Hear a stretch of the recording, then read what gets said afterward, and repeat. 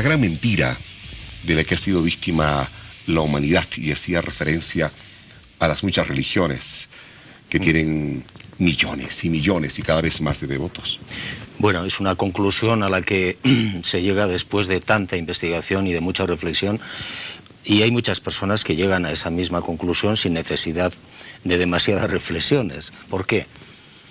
Pues porque al final todas las religiones venden algo. Todas las religiones te piden a cambio de tu servidumbre moral, bueno, pues te dan el cielo o el infierno, ¿no? Y sin embargo, todas las religiones han nacido en sus orígenes de presencia ovni. Todas. Todas. Empezando por la nuestra. Bueno, por la católica. Ajá. Es decir, hay unas manifestaciones de luces, de seres, de objetos que descienden en determinados sitios, y a partir de ahí empieza a crecer una religión. Esto pasa mucho, se ve constantemente en las apariciones marianas. En muchos sitios del mundo hay 21.000 apariciones marianas desde el siglo IX. Se ven luces en Fátima, en Lourdes, en México, no sé, en 1000 sitios. Y entonces aparecen unos personajes que no tienen nada que ver con el aspecto que tiene la Virgen que después se venera. Por ejemplo, Fátima, la Virgen de Fátima normal que todo el mundo conoce, en realidad en la descripción que hacen los testigos en 1917 es de una mujer o hombre, no se sabe, muy pequeña, 1 metro, con un casco como una pecera en la cabeza y una bola de cristal en las manos, una capa y unos pantalones a cuadros. Claro, eso luego se ha cambiado porque a la Iglesia no le interesa ese aspecto, le interesa otro aspecto.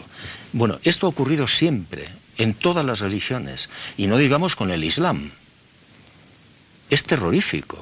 Es decir, cómo se manipula a lo largo de la historia las cosas que ocurren o que se dicen, ¿no? Constantemente manipuladas. Por eso yo siempre invito a la gente, si puede, a que filtre todo. Todo hay que filtrarlo. Cuando se genera polémica respecto de algunas creencias particularmente religiosas, ¿no? Sin duda que uno es sujeto de muchas críticas, de rechazos, de cuestionamientos. ¿Cuáles han sido? Y de injurias. Y de injurias, seguramente. ¿Recuerda algunas que le hayan puesto a Juan José Benítez en una situación realmente difícil, como decir, no, yo aquí paro, no digo más nada y me dedico a otra cosa? Hombre, hubo un momento, ahora ya no tanto, pero al principio, cuando salió precisamente Los Caballos, en el 84, a partir del 84, donde a mí en los púlpitos se me consideró Satanás. El Opus Dei, por ejemplo, tiene prohibidos mis libros. Y en algunos lugares donde tienen sus pisos y los tienen bajo llave. Los socios, en este caso del Opus Dei, tienen que pedir permiso para poder leerlos. Y a mí me llena me sorprende mucho, ¿no? Porque Los Caballos de Troya son los libros más respetuosos con Jesús de Nazaret. Otra cuestión es que no estemos de acuerdo, o en los libros no se esté de acuerdo con el papel de María, la señora, ¿no? Porque está totalmente equivocado. Es decir, María no era una devota de Jesús de Nazaret. Era una mujer inteligentísima que consideró que el anuncio del ángel significaba: mi hijo es el Salvador de Israel. Libertador político, fuera Roma, al mar con ellos. Y eso lo peleó toda su vida, hasta que murió Jesús. Entonces fue cuando ella se empezó a dar cuenta que había metido la pata. Y el resto de los discípulos igual. Todos pensaban que bueno, pues que este señor era el líder político, social, religioso y militar, que todavía lo esperan, los judíos. Entonces, claro, a mí me parece incluso más noble el papel de María así que de la otra manera, porque es una mujer humana, inteligente y que defiende sus ideas contra él. Y hay momentos de la vida de Jesús que son terribles, de la oposición de la propia familia y la soledad de Jesús. ¿Puede uno sentirse identificado con los libros de Juan José Benítez, sobre todo cuando se hace referencia a estos temas religiosos tan delicados, siendo católico, evangélico, siendo parte de alguna religión determinada, o de una u otra manera, si se identifica con estos libros y con todas las teorías que están planteadas en ellos, uno tiene que rechazar su propia religión. Bueno, yo no pretendo nada de eso. Yo lo único que intento es transmitir una información que a mí personalmente me parece lógica y bella. Lógica y bella. Y luego cada uno que piense lo que le parezca oportuno. Si no es, no hay más. Ni quiero convencer a nadie, ni lo pretendo, ni vamos. Pero creo que es una información que toca el corazón de la gente y le da una enorme esperanza. Muy bien. A ver, quiero que entremos ahora a algunas experiencias que ha tenido Juan José Benítez en Bolivia. Y ahí quiero que me ayude Ovidio, que es precisamente un investigador en la materia. Juan José Benítez ha estado ya en 1967 por primera vez, ¿sí? No, en el 67 fue un caso que sucedió al sur del Salar de Uyuni, el 1 de junio del 67. Ajá. Yo lo investigué después. Afortunadamente... ¿Lo investigaste estando en España? No, sí. yo vine acá. Acá.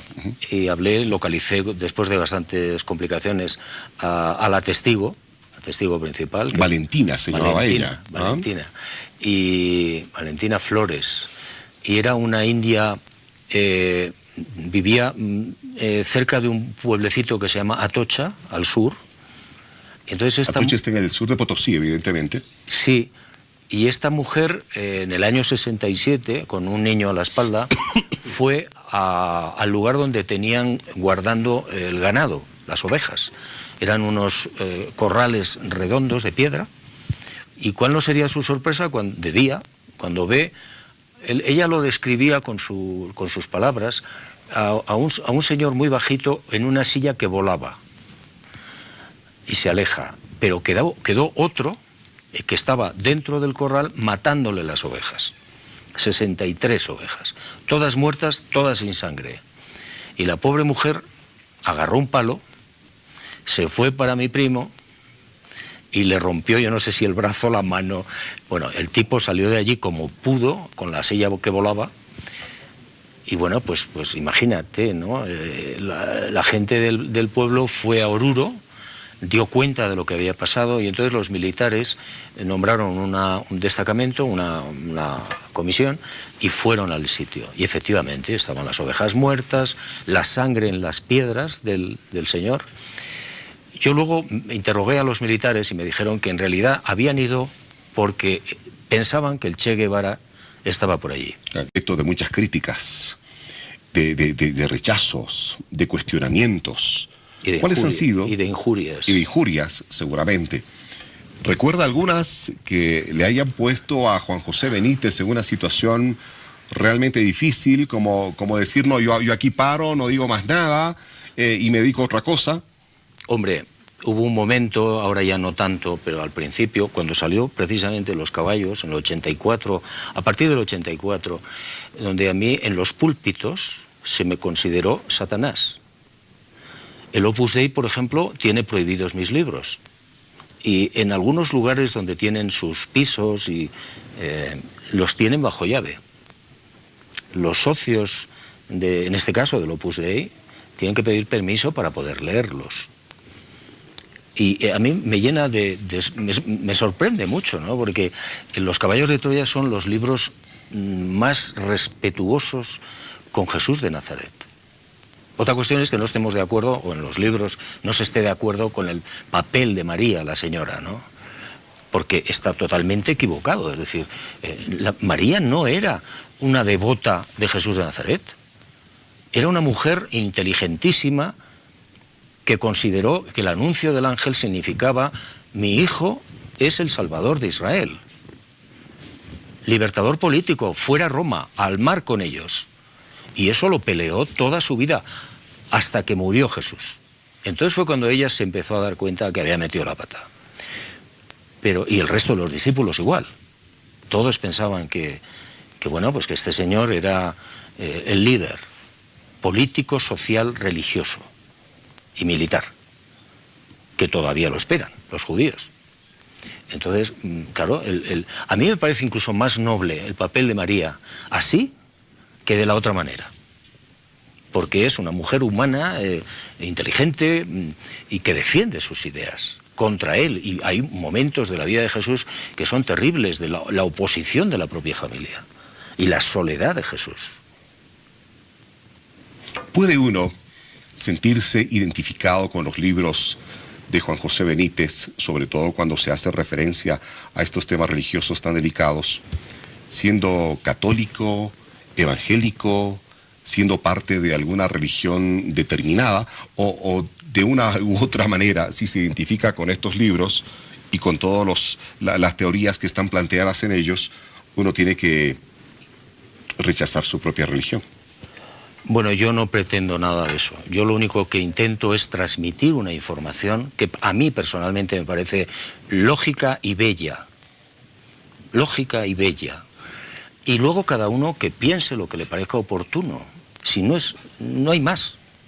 Ni quiero convencer a nadie, ni lo pretendo, ni vamos. Pero creo que es una información que toca el corazón de la gente y le da una enorme esperanza. Muy bien. A ver, quiero que entremos ahora a algunas experiencias que ha tenido Juan José Benítez en Bolivia. Y ahí quiero que me ayude Ovidio, que es precisamente un investigador en la materia. Juan José Benítez ha estado ya en 1967 por primera vez, ¿sí? No, en el 67 fue un caso que sucedió al sur del Salar de Uyuni, el 1 de junio del 67. Ajá. Yo lo investigué después. Afortunadamente... ¿Lo investigaste estando en España? No, sí. yo vine acá.